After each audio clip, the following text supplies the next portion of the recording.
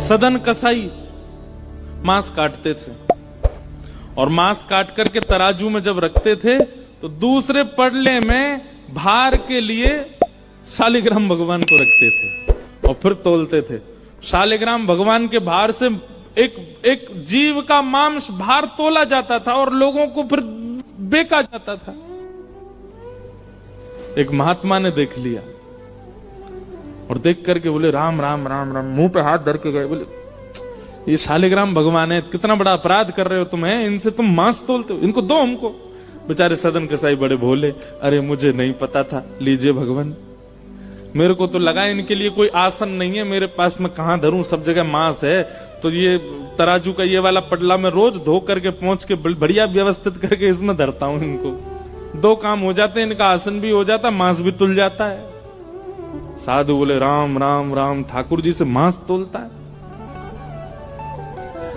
लेकर के ठाकुर जी को गए, पंचामृत अभिषेक किया, इत्र लगाया, तिलक लगाया, चांदी के सिंहासन पर बैठाया, तुलसी की माला पधराई, मोगरा के पुष्पों से सजा दिया बंगला और नैवेद्य 56 भोग बना करके ठाकुर जी के सन्मुख पधराए और ठाकुर जी से कहा जय जय, अब आप प्रसन्न रहो।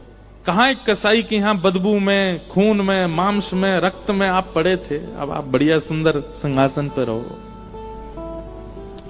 ठाकुर जी स्वप्न में आ गए महात्मा के और रोने लगे।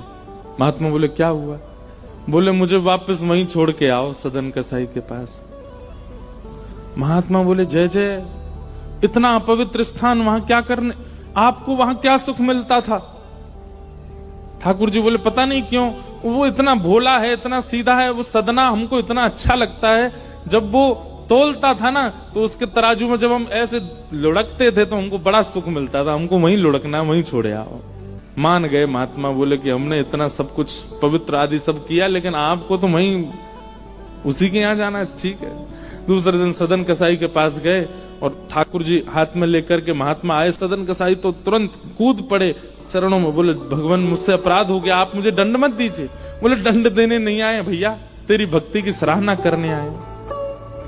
दुनिया के लोग पुष्पों से, इत्रों से पूरे घर को महकाते हैं, तब ठाकुर जी को विराजमान करते हैं, और तेरी ये रक्त मंडित, ये मांस मंडित, ये दुर्गंध युक्त दुकान में तराजू पर तुलने में ठाकुर जी को सुख मिला, ले धर इनको।